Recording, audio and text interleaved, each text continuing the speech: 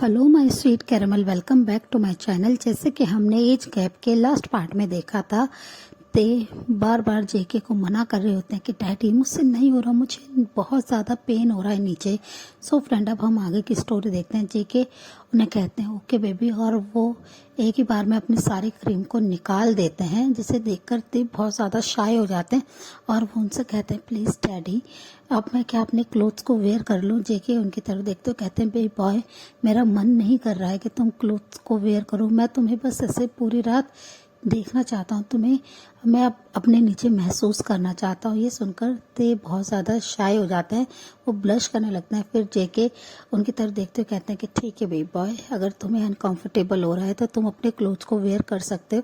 ये सुनते ही ते तुरंत ही जल्दी से अपने वॉशरूम में जाते हैं और वो फ्रेश होते हैं, क्योंकि वो भी फॉल कर चुके थे, और वो फिर अपने नाइट क्लोथ्स को वेयर कर लेते हैं। जेके बस उनकी तरफ देख रहे थे और वो भी अपने आप को फ्रेश करने के लिए चले जाते हैं।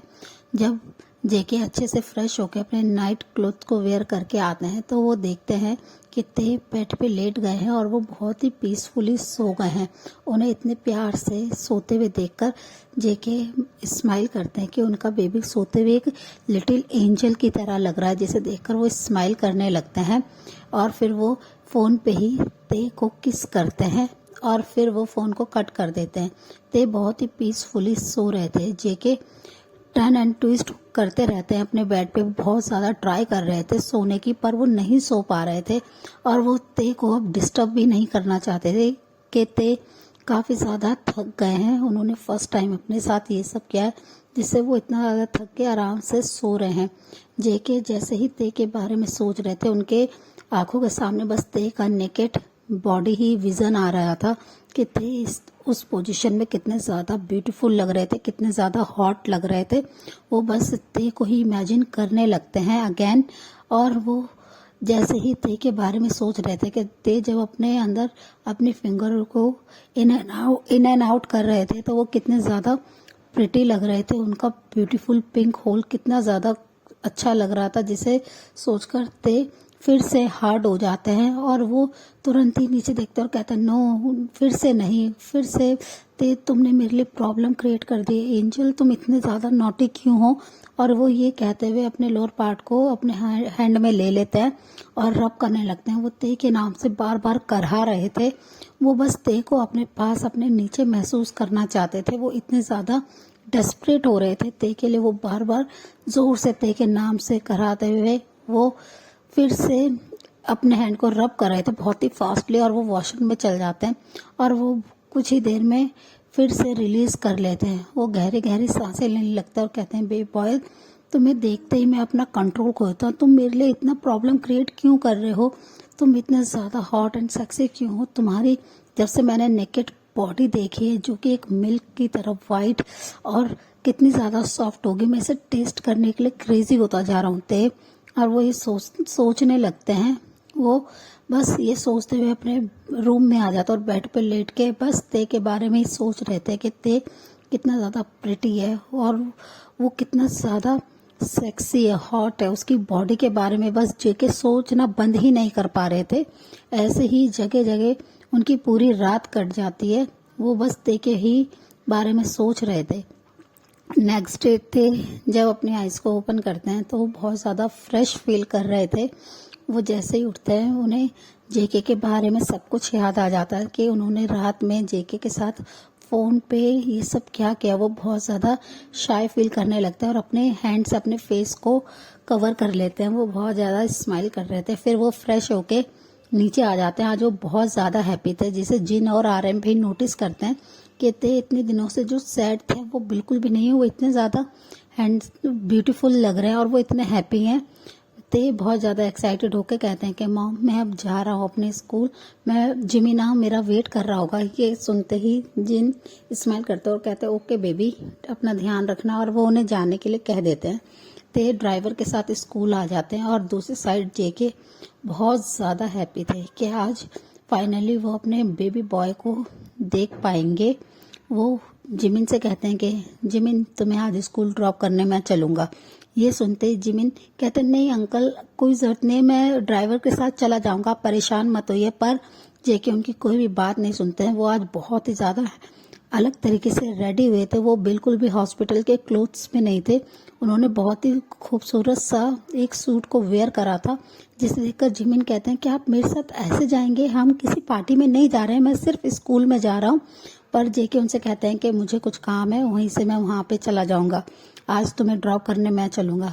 जिमिन बस मुंह में आंसर देते हैं और कहते हैं कि पूरे टाइम मुझे अब इन खड़ूस अंकल की बातें सुननी पड़ेगी। और वो बस ये अपने माइंड में ही सोच रहे थे। फिर जेके तुरंत ही जिमिन को लेकर कार में बैठ जाते हैं। ते दूसरी साइड स्कूल गेट पे जिमिन का वेट कर रहे थे।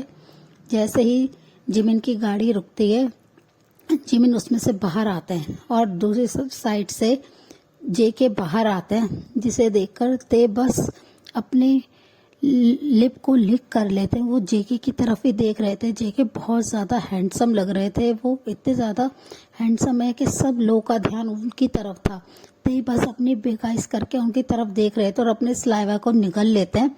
जेके ये अच्छे से नोटिस करते हैं, पर स्कूल की बाकी गर्ल्स भी जेके को बहुत ही ज़्यादा घूर रही थी, जिसे देखकर थोड़ी देर बाद ही ते जेलस फील करने लगते हैं कि कोई भी उनके डैडी को नहीं घूर सकता है। और वो इतना ज़्यादा हैंडसम क्यों है, वो यहाँ पे इतने हॉट बन के क्यों आए कि सबका ध्यान सिर्फ उनकी तरफ है, जिससे ते थोड़ा गुस्सा होता है।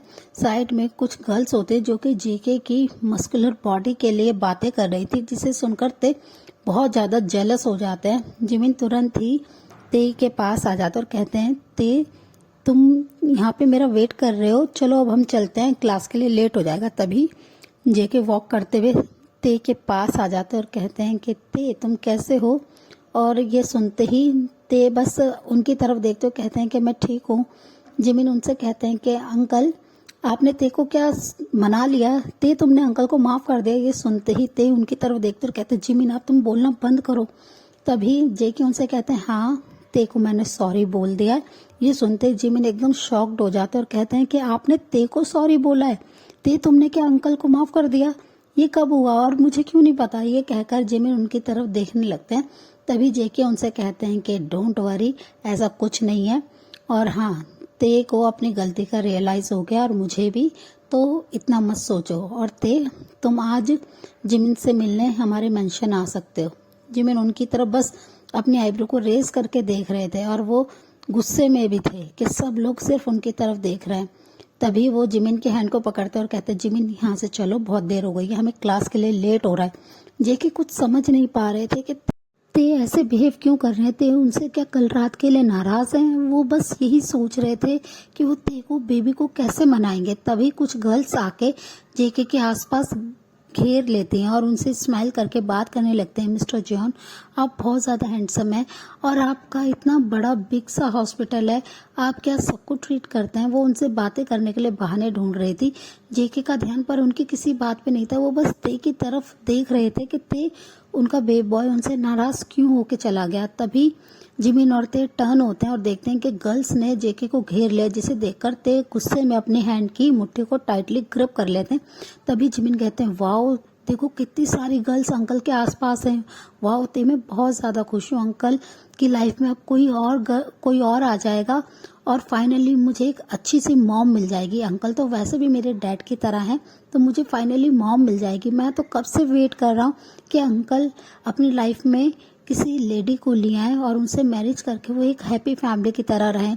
ते तुम नहीं जानते हो अंकल ने कितना ज़्यादा सेक्रीफाइस किया है मेरे लिए। वो मेरी खुशी के लिए सब कुछ करते हैं। तब मेरी भी ड्यूटी है, रिस्पॉन्सिबिलिटी है कि वो भी अपनी फैमिली में आगे जाएं। उनकी लाइफ में कोई भी नहीं है ते। और वो ये कहकर थोड़े से सैड हो जाते हैं। जिमिन की बात सुनकर भी ते स्माइल करते हैं कि हाँ, उनकी लाइफ में कोई भी नहीं है और जिमिना तुम्हें बहुत जल्दी एक मॉम मिल जाएगी। ये कहकर वो अपने मन में ही ते खुश हो रहे थे। तभी जिमिन उनसे कहते हैं कि मैं बहुत ज़्यादा खुश हूँ अंकल के लिए। काश कोई गर्ल अंकल को प्रपोज कर दे और अंकल उसे एक्सेप्ट कर ले। अंकल इतने ज़्यादा रूड है कि कोई भी उनके साथ नहीं रहना चाहेगा। वो बस अपना थोड़ा सा बिहेवियर चेंज कर ले तो उनकी लाइफ में कोई गर्ल आ जाएगी ना। ते कितनी ज़्यादा अच्छी बात होगी। ये सुनकर ते के एक्सप्रेशन थोड़े से डार्क हो जाते हैं और वो जिमिन की तरफ गुस्से में देखने लगते हैं। जिमिन का ध्यान पर ते की तरफ नहीं होता, वो बस जेके की तरफ देख रहे थे जो कि उन गर्ल्स से बात कर रहे थे, क्योंकि वो गर्ल्स उनसे बहुत सारे क्वेश्चंस कर रही थी, जिसे देखकर ते बहुत ज़्यादा गुस्से में थे कि जेके स्माइल करके किसी से कैसे बात कर सकते हैं। वो वैसे तो मुझे कहते हैं कि मैं सिर्फ उनका हूँ, तो ऐसे ही वो भी तो सिर्फ मेरे हैं, वो किसी और के साथ कैसे बात कर सकते हैं। ये सब सोचकर जेके के बारे में ते को बहुत गुस्सा आ रहा था। वो फिर थोड़ी देर बाद जिमिन से कहते हैं कि ठीक है जिमिन, तुम क्लास में चलो, मेरा बैग रह गया कार में, मैं अभी लेके आया। और ये कहकर वो वहां से जाने लगते हैं। ते की बात सुनकर जिमिन स्माइल करते और कहते हैं कि ते तुम क्या करते हो, ठीक है तुम जाओ। तभी शुगा आ जाता है और वो जिमिन को वहां से लेके चल जाते हैं क्लास की तरफ। ते तुरंत ही वहां की तरफ जाते हैं और वो देखते हैं कि जेके गर्ल्स के बीच में घिरे हुए हैं।